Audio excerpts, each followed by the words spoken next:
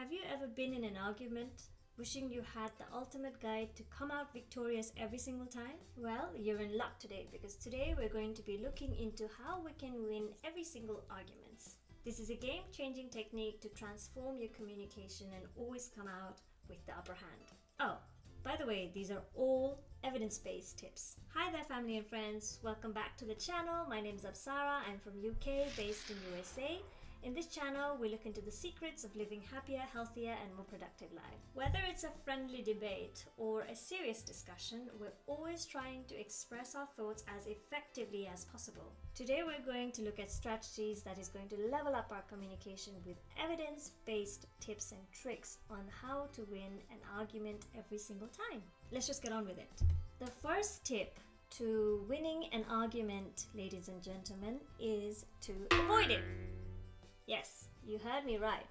The first and foremost tip to win every argument is to avoid it. And avoid it like you would avoid rattlesnakes and earthquakes. This is a famous quote by Dale Carnegie from the book How to Win Friends and Influence People. It's a great book. I suggest you all to read it. And to express on this point further, I'm going to share an example from this book about a man called Patrick, who is a truck seller. So Patrick went to Dale for some help. So he was struggling to sell his trucks, unfortunately, and there he was in Dale's office asking for help. After a little bit of questioning, Dale came to discover that Patrick was actually arguing and scrapping and actually antagonizing his very customers. So the problem was, many of his customers had a thing or two to say to Dale about his truck. So every time anybody would say anything bad or something derogatory about his trucks, he saw red.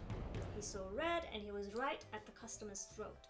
He went on full defense mode. He was firing down every objections, and soon that discussion turned into an argument. In fact, Patrick even mentioned that he almost always won the arguments, so he always got the last say and he always ended up winning the argument. Now, according to Dale, 9 times out of 10, an argument makes your opponent even more firmly convinced that he or she is right. So friends, if you ever find yourself in an argument, stop it there and then, because you're only pushing them away from your ideas and further into their own. Let's get back to Patrick's story. So under Dale's guidance, Dale retrained Patrick to refrain himself from talking and to avoid verbal fights. Soon, Patrick found himself making sales.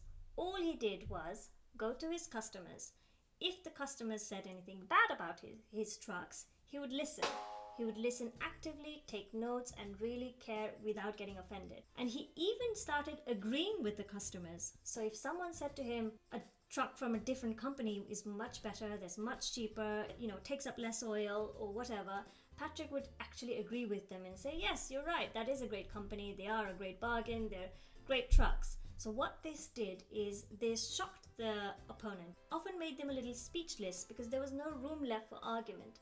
How much is he going to continue saying the other company is great if your opponent already agrees, right? So they would have a conversation, agreeing along the same terms, finding common ground, and only when the conversation was much relaxed, much calm, and the subject changed, that was when Patrick started talking about his truck's benefits. Soon Patrick came to realize that arguing and getting offended wasn't getting him anywhere. So remember friends, in an argument, you may be able to tell the bird something, but you won't be able to sell the bird anything. Another tip to always win your arguments is the feeling of importance. This is something that will turn the tides into any argument. It's one of the most common human frailties. Making someone feel important isn't just courtesy.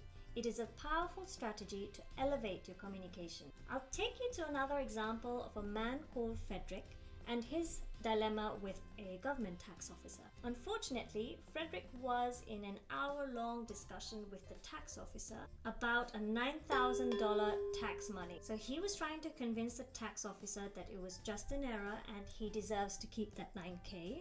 And the tax officer was adamant that that is money that belonged to the government and had to be deducted. So here, $9,000 was at stake. The more Frederick argued and the more the conversation prolonged, further convinced the tax officer became. He was getting angrier, he was getting more stubborn and more aggressive. All of Frederick's facts and reasons were completely going to waste.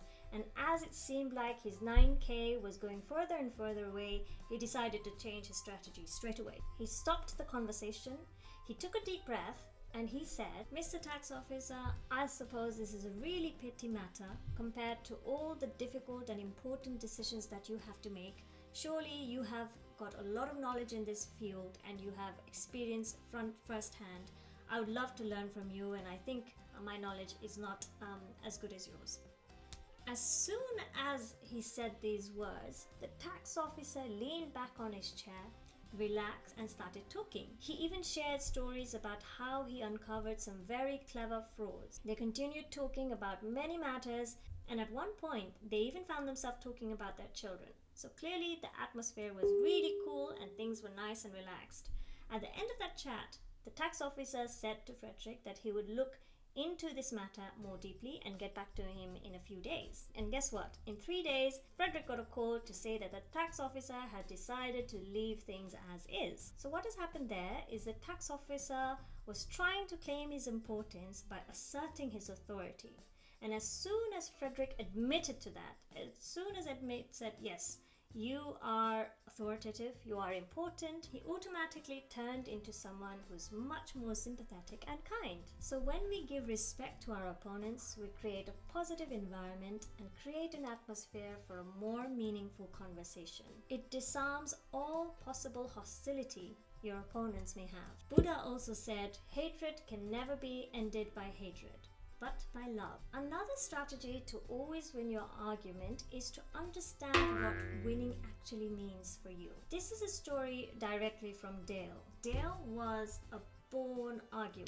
When he was young, he argued with his brother about everything under the Milky Way. Later in college, he studied argumentation and won lots of debating contests. He even taught argumentation and debate in New York. And he was ashamed to admit, but he was also going to write a book about how to win every argument. So Dale had engaged and watched thousands of arguments to come to the conclusion that the only way to win an argument under the high heavens was to avoid it. Taking you into another example directly from Dale. And the story goes, Dale and his friend Frank was attending dinner that they were invited to. And in that dinner there was a man who was telling a humorous story to everyone about a quote, something about a quote.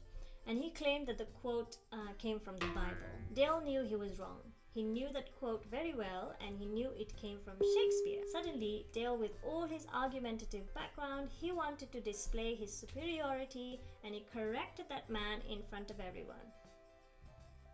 Obviously, the man denied, and they started arguing about how sure he was that it came from the Bible, and how sure Dale was that it came from Shakespeare.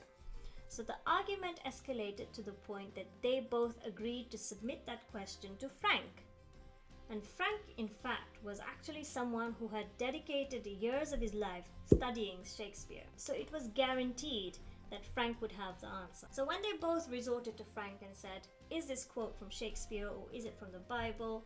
Frank kicked Dale under the table and said, "Dale, you are wrong. He's right. It came from the Bible." So the man enjoyed his victory, and Dale sat there feeling very confused.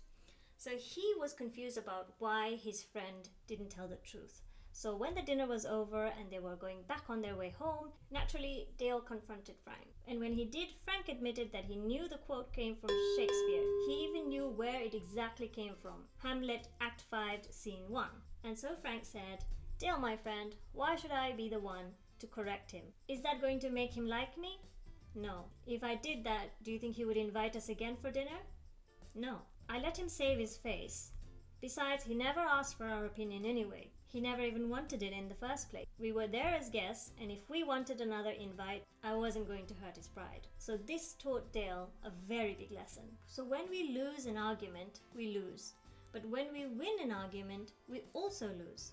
Why? Because let's say you were able to poke somebody's ideas with 1,000 holes, and you were successful in proving that they're non-compos mentis. What's going to happen then?